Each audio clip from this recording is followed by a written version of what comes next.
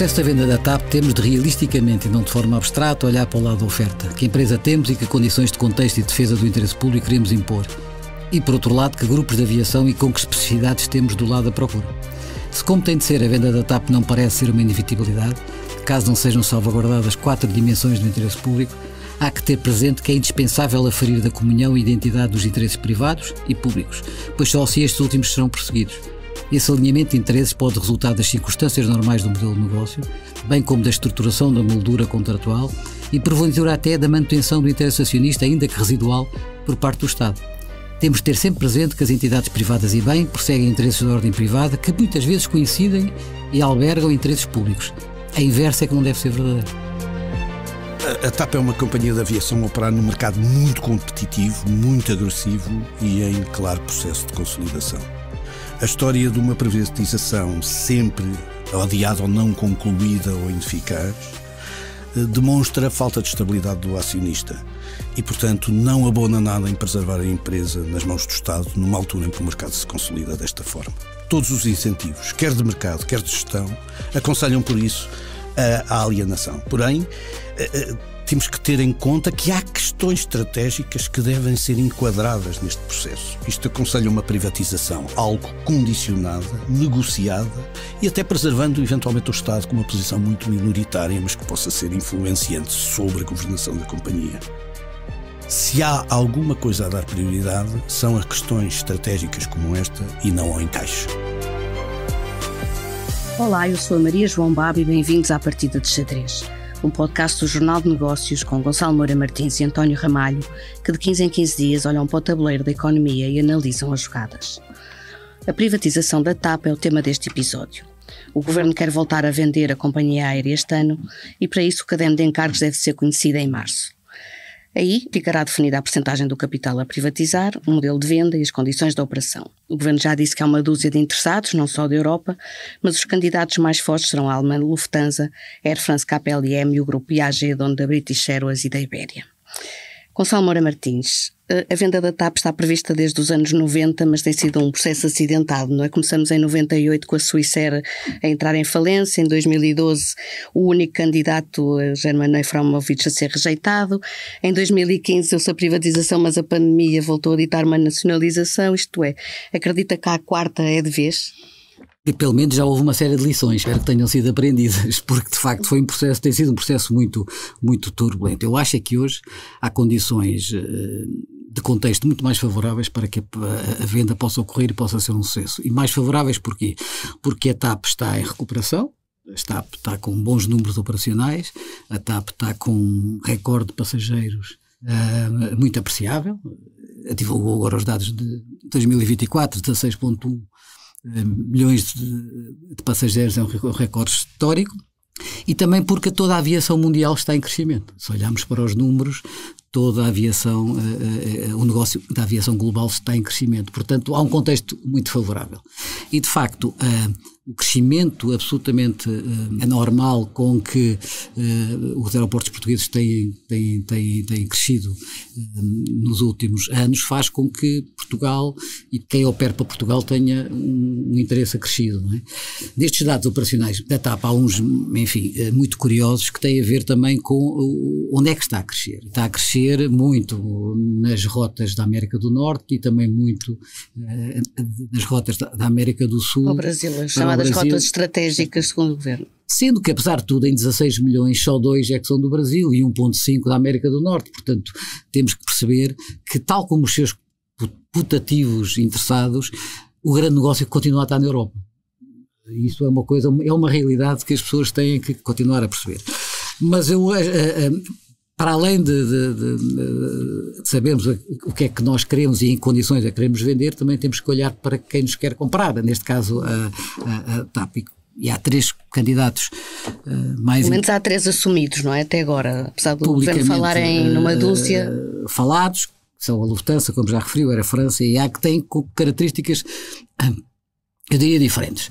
Tem uma dimensão relativamente próxima, mas têm características muito diferentes. Nós temos a Lufthansa com 122 milhões de passageiros, temos a Air France, a KLM com 83 milhões de passageiros anual e o IAG com 115 milhões. Portanto, apesar de tudo, A Lufthansa, do ponto de vista operacional, é o mais forte, é o maior, tem uma frota de 721 aviões aeronaves contra 545 e 582, respectivamente, da Air France e da EAG. Só fazer uma comparação da dimensão que esses grupos têm. É importante uma história, porque todos estes grupos têm outras companhias de menor dimensão e é importante olharmos para ver como é que elas incorporaram e se comportaram com elas. Com exceção da Air France e da KPLM, que eram as duas empresas de bandeira da França e dos Países Baixos, depois tem pequenas empresas regionais. A Lufthansa tem a Swiss, tem a Australian Airlines, tem a Brussels Airlines, que são empresas, enfim, apesar de tudo, com alguma dimensão, não da dimensão da TAP, mas próxima, e a Eurowings, que é uma empresa de low cost. Eles agora criaram uma nova recentemente para o turismo. E a Lufthansa tem uma coisa muito interessante, que é o maior fornecedor mundial de manutenção de aviões, que é a Lufthansa Technik, que é uma coisa... Que também tem aqui um projeto para Portugal, não é?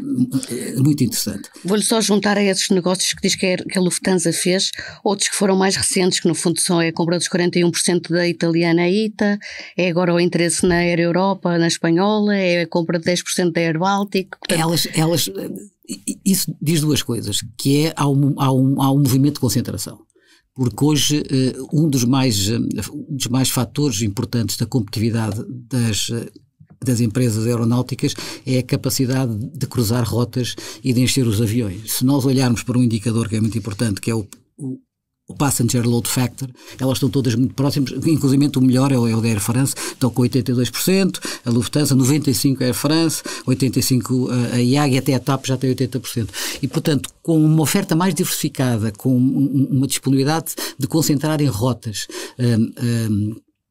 várias companhias, enfim, não só da mesma rede, mas também do mesmo capital, é um movimento que está a acontecer hoje na aerolínea global. Mas eu só queria terminar aqui com a IAG, que tem a British Airways, a Iberia, a Aer Lingus e a Vueling. Portanto, são empresas que têm a sua autonomia. Portanto, são grupos aeronáuticos que estão a começar a gerir aerolíneas de forma concentrada, de forma, do ponto de vista comercial, com cross-selling, integrado, mas que dão autonomia e independência a essas companhias, e isso há muito mais experiência nestes três grupos. E António Ramalho, isto é, o que é que nós teremos aprendido, quer com as nossas experiências, quer com a dos outros países? Isto é, o que o Gonçalo estava a falar da forma como estes grupos se constituíram e a forma como absorveram outras companhias mais pequenas, pode nos dar o retrato que, no fundo, quem é o melhor noivo para a TAP casar?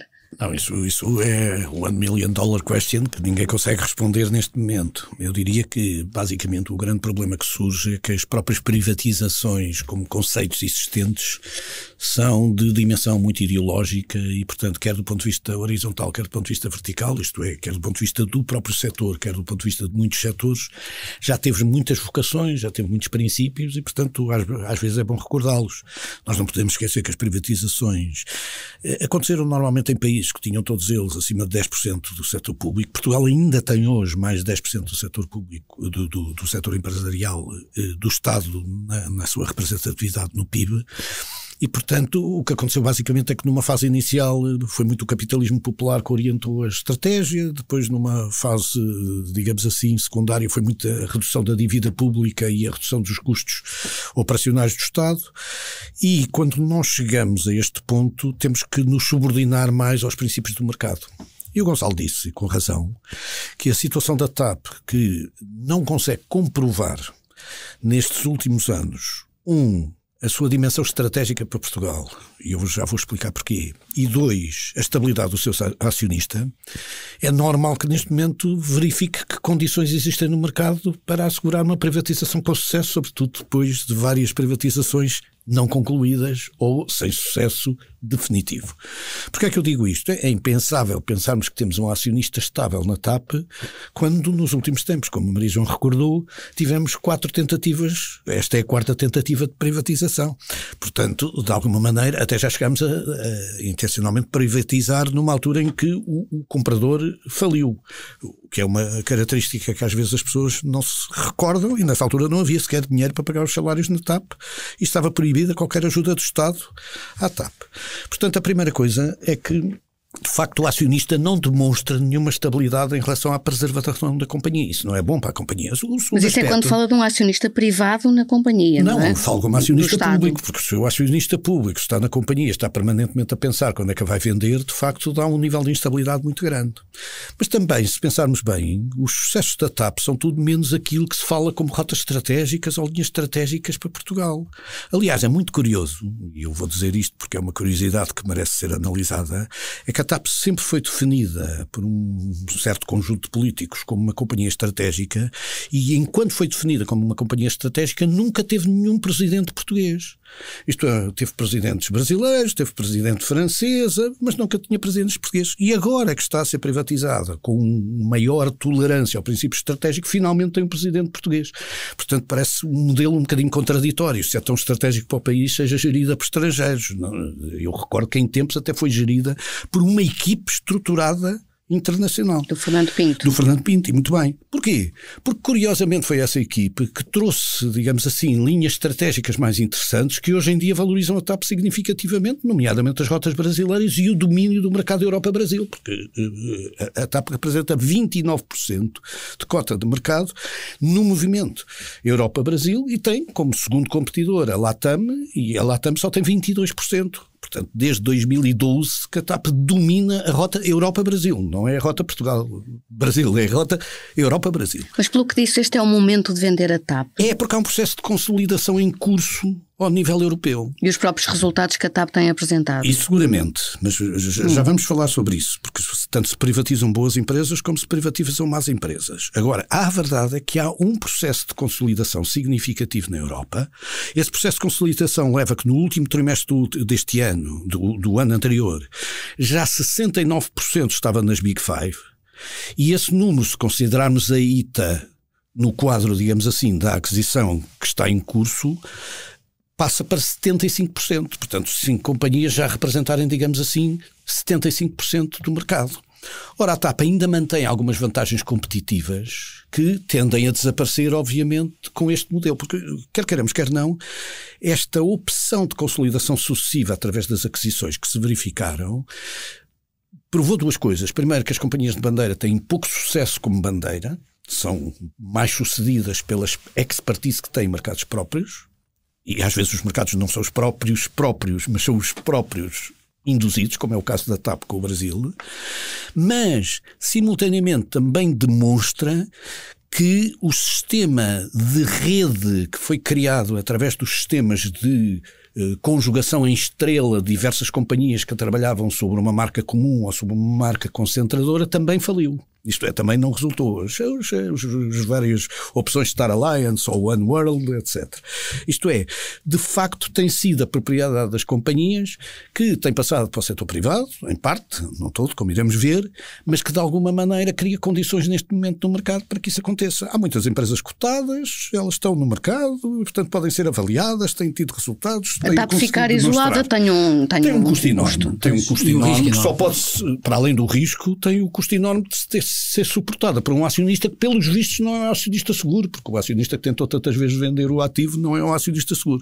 Portanto, eu acho que o vender ou não vender não é um problema. É inevitável. Aliás, um Estado português que já demonstrou tantas vezes isso, é natural, digamos assim, que acabe por ter que vender depois deste esforço de reestruturação da companhia. A isto aduz o facto da companhia, neste momento, está a viver um período de alguma calmia, com uma gestão muitíssimo serena e que, de facto, ainda apresenta algumas vantagens competitivas interessantes. Primeiro, uma vantagem muito competitiva naquilo que é a sua presença no Brasil, como eu disse, e que, de alguma maneira, representa também uma vantagem sobre o mercado da América Latina, que, para todos os efeitos, é um mercado ainda pequeno. Eu chamo a atenção que, do cômputo geral, não é um mercado particularmente grande, e o facto de ter estado a ganhar alguma dimensão no Atlântico Norte, ainda que aí o mercado seja muito maior e, portanto, a representatividade da TAP seja naturalmente, digamos assim, ínfima. Mas, de todas as maneiras, estas duas realidades, que é um mercado que pode crescer, um mercado que está muito sustentado e que se baseia ainda por cima numa frota com média de 5 anos de idade, que está neste momento 67% afeta a este mercado, representa uma vantagem competitiva para um conjunto de circulações que neste momento dá algum posicionamento estratégico de venda da TAP que faz todo sentido. Agora, quem serão neste quadro tendencial os compradores? Serão naturalmente aqueles que estão no processo de consolidação. E o processo de consolidação foi aqui descrito. Há 3 companhias ou 3 blocos que estão a liderar o processo de consolidação. Portanto, é inevitável, não havendo ainda por cima já espaço para que uma companhia diferente venha a assegurar isso, até porque o mercado europeu está dominado, não nos podemos esquecer às vezes disto, o mercado europeu está dominado pela Ryanair e pela EasyJet, o que significa basicamente que empresas de low cost obviamente não têm interesse em fazer aquisições com estas características, fazem sempre, digamos assim, operações de caráter de crescimento orgânico. Portanto, eu diria que quase que se sabe que a privatização é bom que aconteça e aconteça agora, e os compradores estão razoavelmente desenhados previamente. Então, mas antes de irmos aos compradores, perguntava-lhe, Gonçalo, o Primeiro-Ministro já disse que preferia um cenário de venda total do capital da TAP, mas esse, ao entender, fazia sentido uma venda total, uma venda maioritária, uma venda minoritária. Já testamos também no passado várias destas percentagens. Não é? Há 2 coisas importantes que eu gostava de acrescentar ao que o António disse, que era o seguinte, que ele também já focou, que é a limitação do acionista Estado se continuar na TAP. Ou seja, o acionista TAP, continuando na TAP, só pode dar à companhia a sua autossustentabilidade, porque não a pode financiar. A companhia tem de se autofinanciar, porque qualquer financiamento que o Estado queira fazer na TAP de incremento de capital é considerado ajuda de custo, ajuda de Estado que não pode ser. Portanto, como é que a TAP como é que nós podemos considerar que a TAP vai continuar a competir no mercado com estas características que aqui muito sumariamente já enumerámos, com esta limitação brutal acionista, que não tem que confiar em si própria para se autofinanciar com a dívida que já tem, com as limitações que nós conhecemos do passado. E com o reforço de frota que vai ter que fazer, não é? A partir de 2026. Portanto, a solução de manutenção do Estado como acionista é altamente limitador para a companhia. Isto é preciso as pessoas perceberem. É altamente limitador para a companhia. Portanto, também defendo que é um melhor momento, que é um bom momento para o Estado. Claramente. Agora, do Estado sair do capital da TAP ou não? Que há vários modelos, não é? E nós temos que perceber que, enquanto o Estado for maioritário, este problema põe-se. Portanto, é preciso perceber, portanto, ter 100% ou ter 51% é a mesma coisa, do ponto de vista desta consideração e desta limitação estrutural. E agora, antes de responder à sua pergunta, vamos perceber a estrutura acionista destes 3 candidatos. Nós temos a Lufthansa, em que o maior acionista é uma família antiga, que sempre foi acionista da Lufthansa, que é Kuhn Family, que tem uma empresa chamada Kuhn Aviation, que é uma holding que detém 15% da Lufthansa. O segundo maior acionista é a BlackRock com 3%. De resto está tudo no mercado. É uma empresa absolutamente no mercado, tem um market cap 7.4 bi, portanto é uma empresa que está cotada em Frankfurt e com estas características. Nada de Estado, nada de acionista dominante, estas características. Air France é uma empresa mista, híbrida, porque tem ainda uma participação de quase 29%, 28,6% do Estado francês e 9,1% do Estado dos Países Baixos. Depois tem a CMA, a China Eastern Airlines com 4%, a própria Delta que tem 2%, e o resto é free float, e tem uma valorização de mercado de 1,9, a gente tem que perceber, ou seja, a market cap, a diferença é muito significativa para uma companhia que tem a mesma base de receitas e um resultado que não é muito diferente da Lufthansa. Tem um balanço completamente, neste momento, a dívida. Super estressado, com capital próprio negativo superior a 2 bi. Portanto, é uma empresa que, do ponto de vista de balanço, sofre muito, obviamente que tem acionistas poderosos que são o Estado, mas são minoritários. Isto para começar a responder. Depois vamos à IAG. A IAG tem uma estrutura ainda mais estranha, porque o maior acionista é um grande concorrente, que é a Qatar Airways. Portanto, a British e a Iberia e a Aer Lingus e a Vueling, o seu maior acionista é um grande concorrente, que é a Qatar, que por acaso faz parte da One World, que é da aliança de onde eles fazem parte, mas o que é facto é que é o maior acionista de longe, porque o segundo maior acionista é um equity fund, que é o Capital Group, que tem 5%. E a TAP cá está com os 100% portugueses. Portanto, se nós não lermos nestas entrelinhas como é o desenvolvimento do ponto de vista da estrutura acionista, ainda nos vamos enganar outra vez. Eu acho que uma solução em que o Estado não abdique da maioria é uma solução que vai continuar a ter grandes limitações para a TAP. E vai desvalorizar o seu valor e eu acho que vai diminuir o interesse das outras companhias. Dizem sempre, mas eu faço um parasocial que dou que dou poder, mas o poder ao fim do dia vem do voto, não vem de mais nada, é como tudo, não é? É na vida, não é? O poder vem do voto, porque nós já tivemos isso no passado, um dos modelos também era esse, não nos lembremos, não é? E depois a empresa... Com António Costa também houve uma reversão para 50, depois já havia a intenção de vender 51, mas, portanto... sempre que o Estado tem poder... ou melhor, tem poder de voto de maioria, por mais parasociais que existem, o que acontece é que é sempre objeto de uma codícia política e é um alvo de arremesso político, e porque é que não se faz assim, porque é que não se faz assado, e um governo que quer intervir, e porque é que... eu estou sempre a imaginar, porque se houvesse um parasocial e a TAP fosse ainda detida por 51% e entregue a gestão, qualquer decisão de gestão que fosse, por exemplo, acabar com uma rota ou fazer não sei o quê, estava lá toda a gente logo a discutir como é que o Estado deixa, e tem 51% e deixa o outro mandar.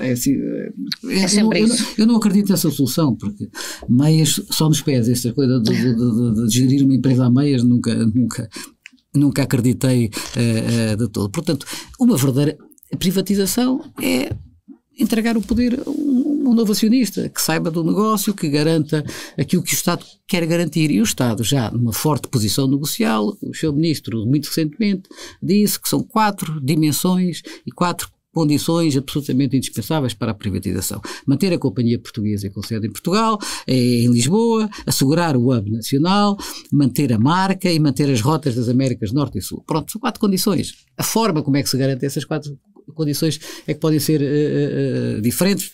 Isto são contratos de concessão e contratos que podem ser feitos que acautelem todas essas regras. Teria não é? Que ser estruturado e é fácil estruturar, porque eu não vi que a Aer Lingus perdesse o seu domínio sobre Dublin, por exemplo, e o seu domínio sobre a Irlanda, ou outras companhias que nós aqui vemos, ou a Ibéria de Madrid, apesar de ser detida por uma empresa que é cotada em Londres e cujo maior acionista é a Qatar Airways. Não vi isso acontecer. E, portanto, eu acho que a única razão em que o Estado pode dizer, olha, eu não quero vender tudo, quer ficar com 20% do capital, quer ficar com 25% do capital e até ter um poder superior à minha dimensão no capital sobre umas matérias reservadas muito pequenas, é para ter a perspectiva de continuar a receber no futuro aquilo que lá pôs.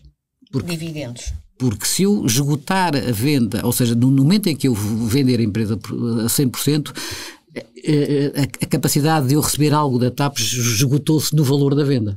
Portanto, no fundo, conseguir chegar aos 3,2 mil milhões que o Estado lá colocou durante a pandemia. É abstrato e teórico, porque vai demorar tantos anos que o dinheiro vai descontar e vai valer menos do que...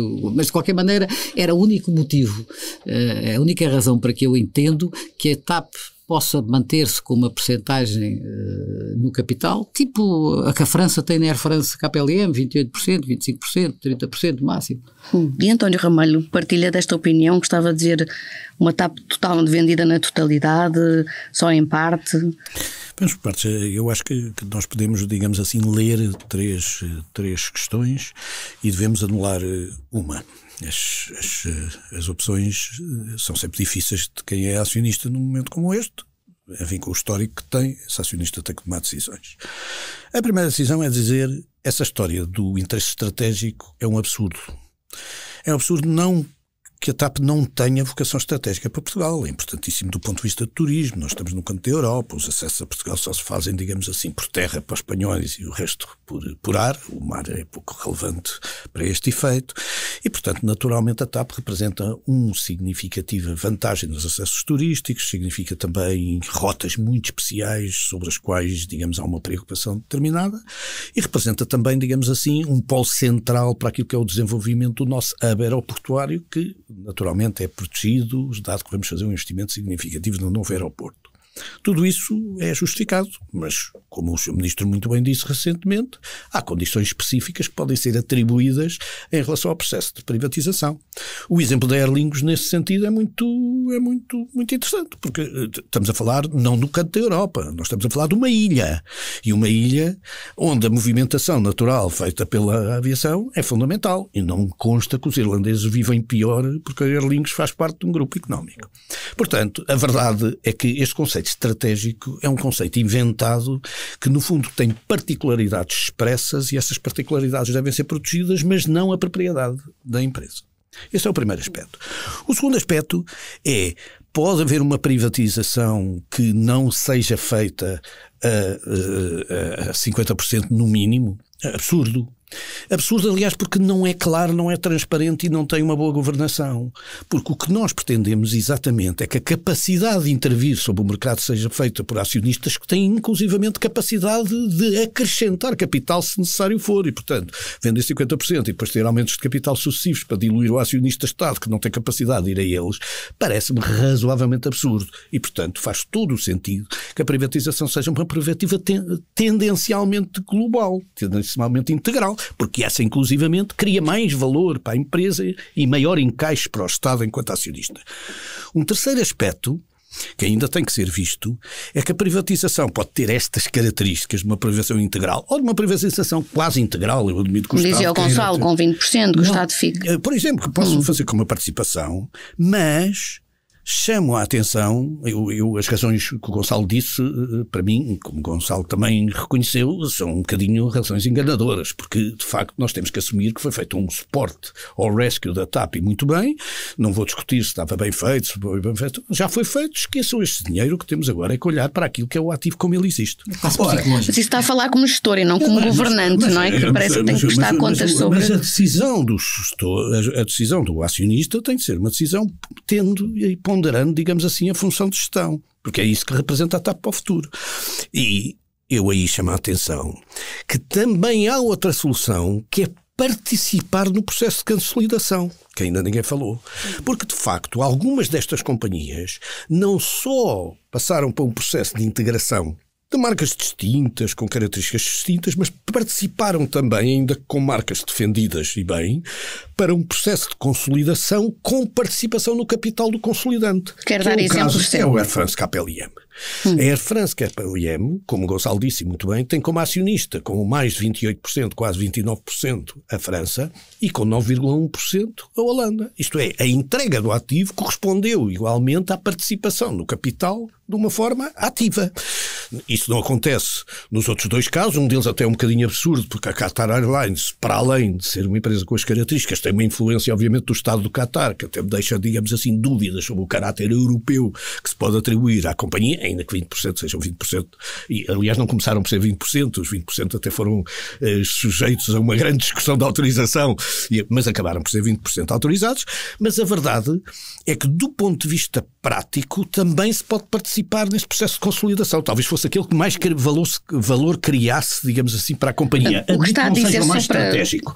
O que eu estou a dizer é que, no fundo, temos ou a hipótese de vender a 100%, ou a hipótese de vender não a 100%, mas tendencialmente a 100%, passando a gestão e a responsabilidade da gestão, e temos também a hipótese, essa sim, de participar no processo de consolidação, dado que uma das razões porque é bom neste momento passar para essa fase é que há um processo de consolidação das linhas europeias. Ou seja, a integração da TAP num grande grupo que pudesse dar ao Estado uma participação nesse grande grupo. Nesse grupo, ainda que mantendo a marca, ainda que mantendo o hub, ainda que mantendo as rotas consideradas adequadas, com todas as condições aqui estabelecidas, e que a companhia continuasse a participar até com sede em Portugal da sua própria filial portuguesa, mas que não deixasse passar de ser este efeito. Também essa solução era possível. Isto é, todas estas soluções devem ser refletidas em função também das vantagens de que os compradores são razoavelmente selecionáveis, porque na prática ninguém espera que o mercado consiga encontrar outra solução de compra que não passe por um destes três grandes grupos.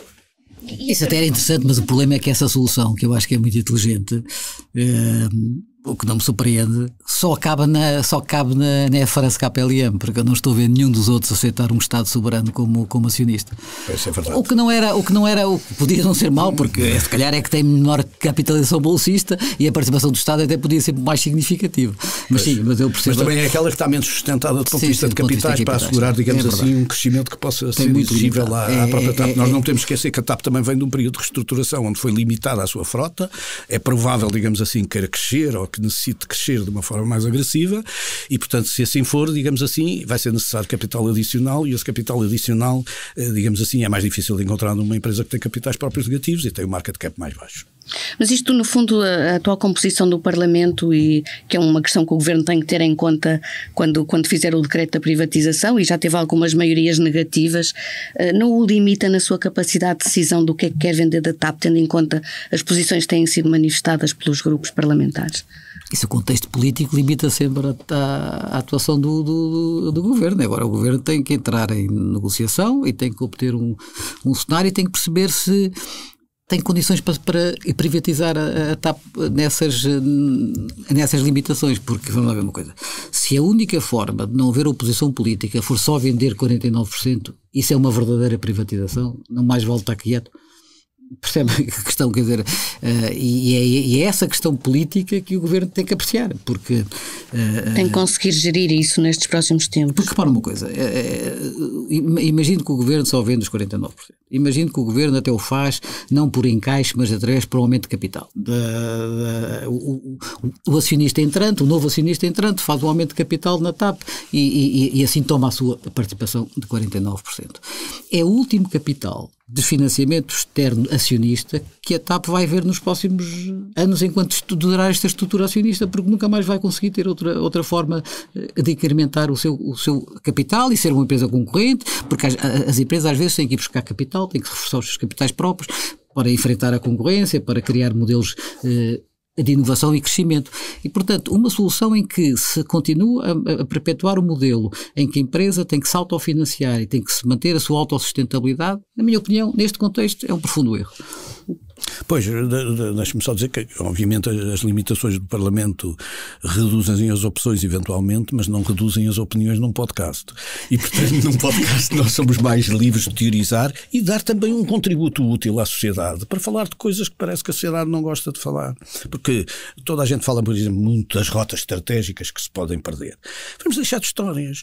Rotas, eu já não vou falar das rotas de continuidade, porque as rotas de continuidade territorial, essas vão existir tanto aqui como na SATA. Portanto, isso aí é uma inevitabilidade, digamos assim, que aliás a própria Comissão Europeia tem o reconhecimento dessa possibilidade. Mas quero saber, por exemplo, qual é a cota de mercado de Lisboa para o Sal. É da TAP, 99%, Lisboa para São Tomé, 58%, Lisboa para a Praia, 67%, Lisboa para Bissau, 49%, Lisboa para Toronto, 46%, Lisboa para Luanda, 46%. Estas cotas de mercado não podem desaparecer, não vão pôr-se em causa. Portanto, é quase um absurdo técnico, às vezes, discutir assuntos que o próprio mercado resolve através das considerações específicas que o resultado do mercado. Não é por causa destas rotas que a TAP é interessante. Curiosamente, é por causa das rotas onde competiu eficazmente, que foram as rotas do Brasil, ainda do tempo do Fernando Pinto, que no fundo teve uma visão não estratégica para o interesse nacional, mas para o interesse da companhia. E foi essa visão para o interesse da companhia que alargou e pôs uma participação tão significativa que neste momento, digamos assim, coloca a TAP pelo menos na liderança do mercado específico e uma importância razoável, porque a TAP tem uma importância de 9% no mercado para a América Latina, como um todo.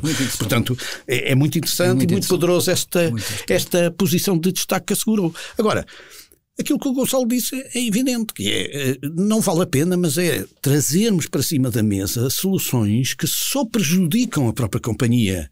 Se não prejudicarem agora, prejudicam-na no futuro, que são contrárias àquilo que é o processo de consolidação do mercado, em nome de valores que de facto não são protegidos por uma detenção do património, mas sim por um conjunto de condições que obviamente têm que ser colocados no momento da privatização e que os juristas sabem como é que estes acordos se fazem e que normalmente, digamos assim, em companhias desta dimensão, estamos a falar ainda por cima de companhias cotadas em bolsa, com uma representatividade e uma exigência, digamos assim, de governação muito ampla, isso significa que vão ser cumpridas, não tenho dúvida nenhuma nisso. Mas há uma coisa ainda mais curiosa, não é curiosa, é que é preciso perceber que é assim. Há hubs que são feitos pelas companhias e há hubs que existem por causa do mercado de destino, do próprio, não é? Pronto. E neste momento Lisboa está no meio, porque, quer dizer, o aeroporto de Lisboa o ano passado fez 37 milhões de passageiros, mas a TAP no total só fez 16. Ou seja, quer dizer, o aeroporto de Lisboa vive sem a TAP e continua a ser um grande aeroporto e um grande destino. E não é a maior companhia nos outros aeroportos. Não é, tudo. Não, mas no de Lisboa tem um peso de 40 e tal % hoje em dia, não é? Depois de ter tido que ceder slots. Mas repara uma coisa, ele desaparecia. Ou seja, o aeroporto de Lisboa desaparecia se a TAP desaparecesse, ou se houvesse um acionista que malevolamente quisesse dar cabo de Portugal e estragasse as rotas todas e cancelasse as rotas todas para Lisboa, não zero. Pelo menos a fila de espera que nós ouvimos dizer que o aeroporto de Lisboa tem. Claro. Não, mas é que o que é importante dizer é que mesmo Lisboa, a TAP não é determinante para fazer o aeroporto, nem pouco mais ou menos. Gonçalo, Para fazer o fluxo no aeroporto, não é para fazer o novo aeroporto. Está a ver? Portanto, até sou capaz de dizer, não sei se não estou a arriscar um bocadinho, que é mais importante o aeroporto para a TAP do que a TAP para o aeroporto. Sim. Mas isto destes 3 gigantes da aviação que, pronto, já assumiram publicamente o interesse na TAP, qual seria, no fundo, o que é que a TAP poderia ganhar com cada um deles, de forma diferente, como acionistas? Não, vamos ver. Eles têm características diferentes. Eu acho que a Lufthansa é uma empresa absolutamente de mercado. Absolutamente de mercado. Não tem qualquer interferência estatal, portanto, move-se única e exclusivamente por interesse de mercado. E é uma empresa que está a consolidar muito. É uma empresa que tem 96 mil trabalhadores. Teve um pico em agosto deste ano, curiosamente, 102 mil. É uma empresa gigantesca, estruturada, que respeita as outras, enfim, que tem garantida a independência das outras e deixa as outras crescer, porque a Lufthansa, dos 35 mil milhões de receitas que teve em 2023, a Lufthansa só gerou 20 mil milhões. Os outros foram gerados pela Swiss, pela Austrian Airlines, pela Brussels, Eurowings e a parte de manutenção. E é de longe a que tem o balanço mais robusto. Tem uma autonomia financeira de 21%. O que na aviação, que é um negócio de capital intensivo, é um indicador muito importante. É uma empresa muito rentável, tem um EBITDA de quase 5 mil milhões. Por isso é que está nas condições também para ir comprando todas estas oportunidades que estão a aparecer na Europa. Eu acho que é de longe, destas 3, é que tem o balanço mais robusto. A Air France KLM tem uma gestão mais política, derivado ao facto de ter presença acionista de 2 Estados soberanos que têm praticamente 40% do capital.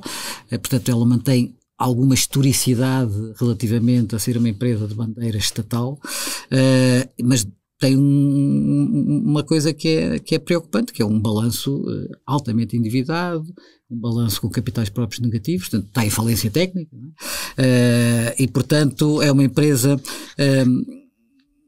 quer dizer, que eu não sei como é que estes acionistas de 40% de Estado, como é que conseguem ir capitalizar a empresa numa altura em que as economias estão, especialmente a francesa, muito fragilizada. Não sei como é que isso era possível.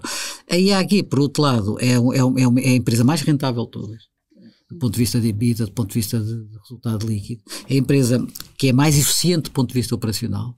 É os dados que nós temos, mas tem, apesar de tudo, uma menor robustez de balanço, que não está falida tecnicamente, mas tem uma autonomia financeira de 8,5%, portanto tem os capitais próprios relativamente baixos para o nível de atividade que tem. Se compararmos então com a Lufthansa, tem menos de metade dos capitais, portanto... E o facto de ter o hub em Madrid preocupava? Não. Não é uma questão. Não é uma questão. Para mim não é uma questão. Diga. Não, eu só queria reforçar esta nota dando só uma última referência, que é o seguinte. Primeiro ponto, estas companhias têm situações de partida diferentes, todas elas têm uma visão do mercado que de todas as maneiras é razoavelmente estável e não é excessivamente otimista, porque elas estão todas a transacionar a um price earnings inferior a 5 e 2 delas inferiores a 4, e portanto isto significa que não têm uma margem suficiente para se capitalizar para uma aquisição com alguma relevância, e depois que nenhuma das últimas transações, mesmo com as sinergias incorporadas, trouxeram suficiente vantagem para assegurar neste momento que as transações não são mais estratégicas do ponto de vista de consolidação, que são do ponto de vista de ganho de rendibilidade. E por isso, um dos elementos que é fundamental é esquecer o passado e aquilo que nós fizemos pela TAP e assumirmos que o encaixe não é a prioridade desta operação, é sempre o